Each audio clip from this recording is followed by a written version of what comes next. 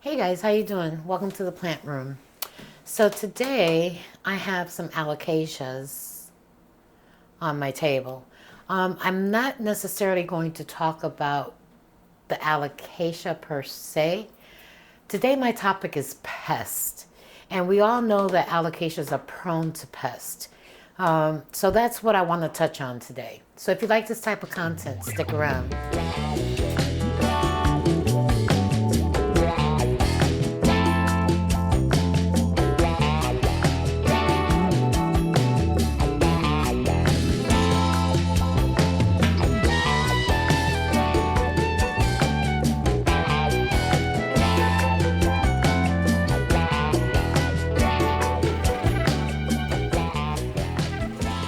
All right, guys, as I mentioned in the intro, do you ever wonder where these pests come from?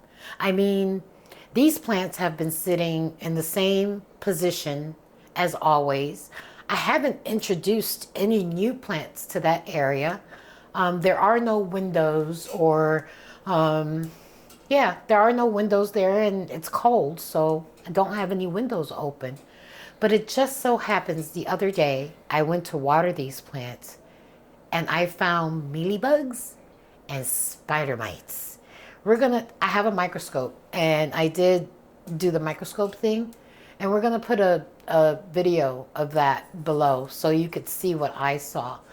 This particular alocasia was covered in spider mites. All of her leaves had spider mites on them. And it's weird because spider mites do create webbing, but the webbing is very different than the webbing of a house spider or outside spider. You can tell instantly that it's not just a regular old spider. These little boogers had created webs all around the edge, and when I used the microscope, and you'll see below, they were just crawling back and forth. And what's interesting is that you'll see the webbing and you might be able to see the little critters with the naked eye. But when you use a microscope, it's like, oh my God, where did they come from? Now, if you look online and you ask that question in Google, where do bugs come, where do houseplant bugs come from? They'll tell you, they can come in through a window. If you introduce new plants, you can carry them on your clothes, this, that, and the third. I don't know. It's just amazing to me how, if I didn't put any new plants next to these plants, where did I get the bugs from? Now, this one, she had mealybugs. Now, you see that they're all planted together. I have this cute little thing that I got off of, I think I got from Target, where it has the little tray and you sit them all here and you can water, and if you get overwatered, it overflows into the tray. These plants are touching. So this plant, this guy right here, the cupria, she didn't have any bugs, but obviously she's touching everybody else. This one had mealybugs, and they were very evident, and you'll see on the video, they were very evident along the spine of the plant at the bottom. So what I did was I moved, because all of my alocasias live in the same spot. I think I have like 5 or 6 different varieties, and they all live together. So I took them all, and obviously I don't have any place to really isolate as they would tell you to do, but I put them on the table that's in the orange room and put a towel there.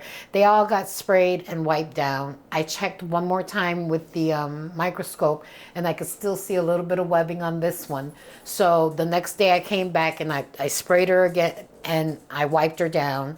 And now there is no webbing. I don't see any indications of spider mites, but I'm going to put them all back. They got sprayed once more this morning. So in a span of a week, they got sprayed 3 times, not with a pesticide. And I'm going to show you what I did. But they seem to be free of bugs for the moment. And, another thing that can cause pests is when the plant is stressed. Now, you could stress a plant out when they're not getting sufficient water or things like that, not enough light. There are different factors that could potentially cause the appearance of bugs, but I've always found it just amazing as to how do they get in your house. You know, obviously we all know if you bring a new plant into the house, you need to isolate it. For me, isolation means in the downstairs bathroom, on the kitchen table, because I really don't have a whole bunch of different places where I can put plants to isolate. One thing that you could do is, you know, potentially if it needs water, you water it, you treat it, and then put it in a little bag or in a container someplace, and you can isolate it that way. But these plants haven't had any new plants, you know, introduced into the family or into their environment, but yet I still had spider mites and mealybugs. Now, what I do to treat for that, because it wasn't a severe infestation, it was just the beginnings of an infestation. So it was something that was actually very treatable. My solution for that, and I know people can't stand the smell of neem oil, and I get it. It's kind of strong, but I find that neem oil works fairly well. These bugs, they're all soft body. And what happens is the neem oil and the alcohol and the mixture that I'm going to show you how to make here is it penetrates the soft parts of their body and it suffocates them. You could sit there with a Q-tip and alcohol and remove the mealybugs. I'm not going to do that. It just takes too long. My preference is to use my mixture, spray it, and then come back with a paper towel, wipe it, and then spray it again and let it dry. So what I do, and I don't measure. I'm bad about that. I kind of eyeball it.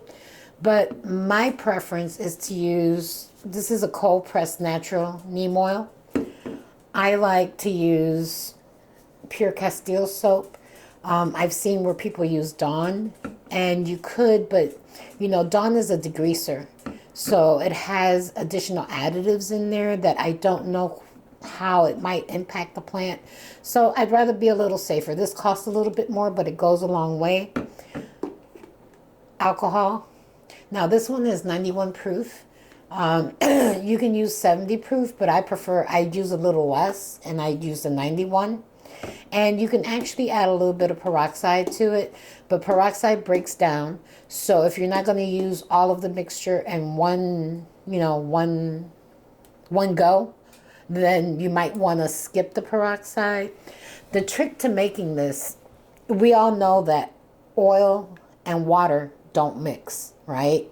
So what I do, you have to have, and I'm probably going to butcher this word, you have to have a surfactant. And what that does is it helps, it binds the oil to the soap. And that way when you mix it with the water, it doesn't separate. So I take and I'm putting it in this cup just so you could see what I'm saying. So some neem oil. And this is just for demonstration purposes. And neem oil by itself like this really does stink. It doesn't smell good. My Castile soap. Now this one is Castile, but it's peppermint. You could do eucalyptus. You could do peppermint. I've always used the peppermint. I don't think there's a wrong or a right. I just like the way the peppermint smells, and it helps minimize the smell of the neem oil. So when you pour some of this in here, you're going to see that it's going to change colors.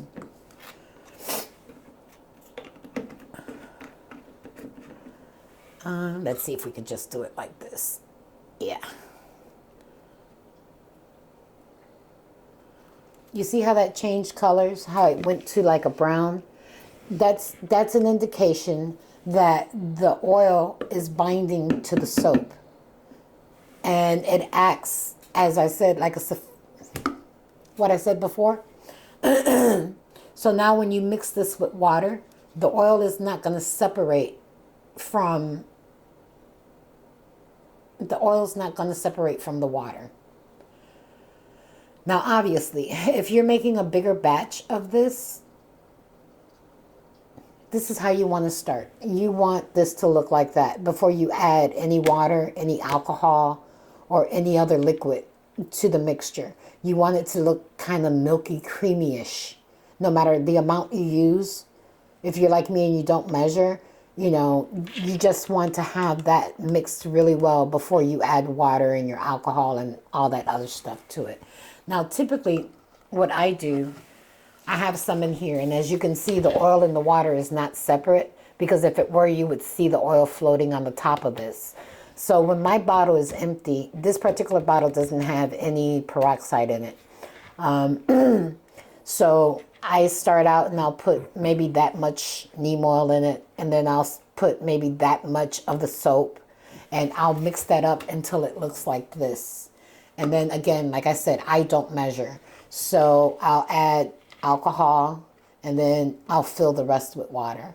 And then I shake it really well, and that's what I use on my plants. Now, as I mentioned, I had already sprayed these plants in the morning, but just for demonstration purposes, I just a light spray on the front and the back, and I make sure I get the stems. Bugs like to live in the crevices of your plants. So typically you'll see like mealybugs. I've always found them to be like right on that ribbing. They like to get in the nooks and crannies there. You'll see them on the top of the leaf, but mostly the mealybugs I see that way. The spider mites, on the other hand, they like to be, you'll see them create webbing along the edges, and like where the bunny ears are, right up in here, you'll see that webbing right there, and you'll see them crawling like on the bottom and on the sides of your plant. Another place, and something that we should all be doing, is when your plants, you know how they put out the leaves and stuff, these things right here, we should be removing those. You should take those off of your plant, because the bugs like to get inside of the crevices. And when you clean your plants and you're spraying them and you're treating them for bugs, you think that you've gotten them, but some of them will fall into those crevices and they won't, you know, have this stuff on them, and they'll continue to come back, and you'll start to wonder, well, how come I can't get rid of the bugs, right? I've seen online where they say, you know, mealybugs are the worst to get rid of. They are a challenge, I will give you that. You'll spray and you'll clean and you'll spray your plants a couple of times and they seem to come back. For me, in my experience, when I've had mealybugs, and I've had mealybugs here in the plant room, which for me makes me go, ah, because if you look around my plant room, a lot of my plants touch. So if I get mealybugs on one 9 times out of 10, if I don't catch it in time, it's going to spread to another one of my plants. So I think being a little bit cautious and just looking at your plants when you water them, just a quick, you don't have to sit there with a microscope and go over each one of your plants. But I think inspecting the leaves, you know, periodically, and looking at your plants and being preventive, maybe once a month spraying them with something, will help minimize the chances of having bugs. Now, I think we all have bugs, whether we believe it or not, whether it's a gnat, you know, the occasional, I don't know. I think it's just part of the hobby. There's no way to be totally bug free, but we can do things to minimize that, right? By being preventive and spraying your plants maybe once a month. If you have a large collection and you're into the satchels with the predatory mites, that might be an option, although that's expensive. I have done that in the past, you know, maybe spring and then coming into fall, twice a year. But with the volume of plants I have, that's a lot of satchels. So I have to be strategic in how I do something like that. And the other thing I want to say is don't be afraid to use pesticides. I find that I like systemic granules. I think they work really well. I think that if you do it at least maybe twice a year where you sprinkle it in your pots, it helps minimize the chances of insects. And if you're using something natural like this as an insecticide and you see that you can't get rid of the bugs, There's nothing wrong with buying something that is for pests. I do like Captain Jack's Dead Bug Brew. That's my last resort. I typically buy that in a concentrate and then I mix it. I do it. I mix a gallon jug. That way I have it always. Now, granted, they say that if you pre-mix and you're storing it, it breaks down how effective it is. But that hasn't been my experience. But to each his own, you know, I don't know. For me, it works that way. It's just easier and more convenient to have it mixed by the gallon and then fill my little spray bottle with it. So that's my 2 cents on bugs. If you're squeamish, you might not want to look at the video with the bugs on it. But just know that bugs can come from anywhere. It doesn't necessarily have to be that you've introduced a new plant that was infected. These plants, no new plant has been introduced into their area, yet there were mealybugs there and there were spider mites, you know. So all I can say is be very vigilant. Inspect your plants every once in a while and use a systemic at least maybe once or twice a year, and just keep an eye out for those little critters that we all love to hate. If you found this content valuable, don't forget to like, subscribe, share with a friend, and hit the notification bell. Talk to you guys real soon. Bye.